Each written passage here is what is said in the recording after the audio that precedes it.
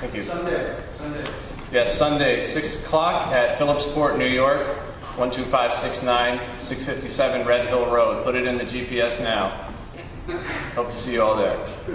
I'm going to read a few new ones since I'll be at Mud Puddle next week, and I'll read from my book and tell you more about that. This is called Sleepers Are Thinkers, Not Dreamers.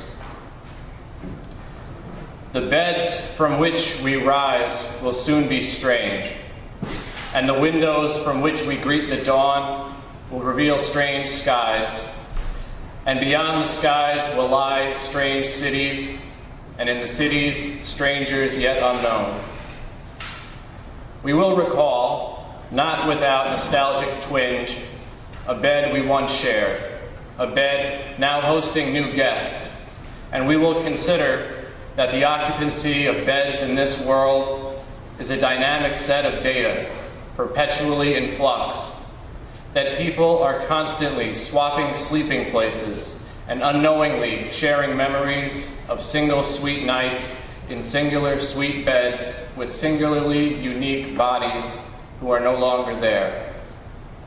And we will wonder, momentarily, how many others have wondered these same momentary thoughts, and are any of them just now waking in one of our old beds? And which of us had the more restful sleep, the better sex, the cleaner sheets? And the beds from which we tomorrow rise, situated at the sliver-thin intersection of past and present, will occasion the day's first smile, that yawn like the MGM lion at the start of a new feature, a brighter future, full of beds, full of dreams, full of love. You may clap.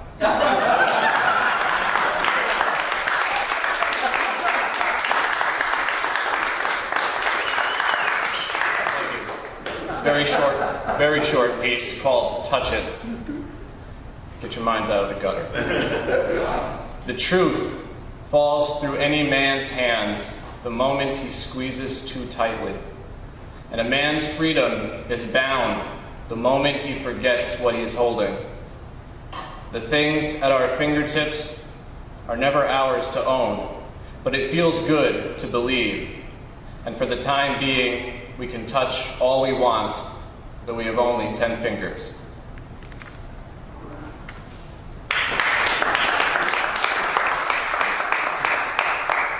Last month I read a piece called Epidemic Scrapbook, which is my effort to give voice to the people that I have known and some of whom are no longer around to tell their own stories. But as a recovering drug addict, I do feel a sense of duty to speak for them and to tell my story. And after I wrote that piece, I found out last week I lost a coworker to an overdose, and I wrote this about her, or for her.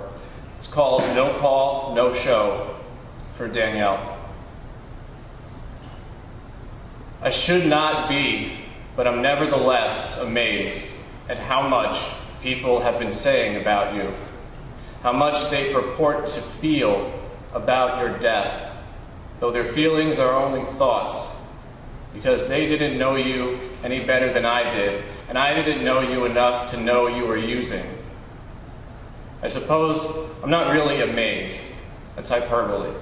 I just wish I was.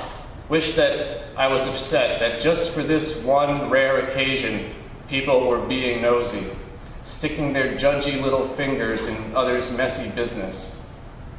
I wish it was anomalous, this type of gossip. It's like they talk for the exercise, as if chiseled jawlines are this season's must-have item. You should hear the things they say. After all, they want you to.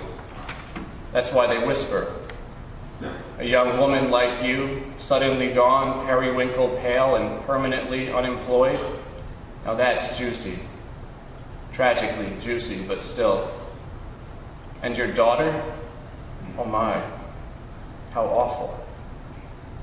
We all want to cry for you, for her, but for, I think, different reasons. Do you forgive them?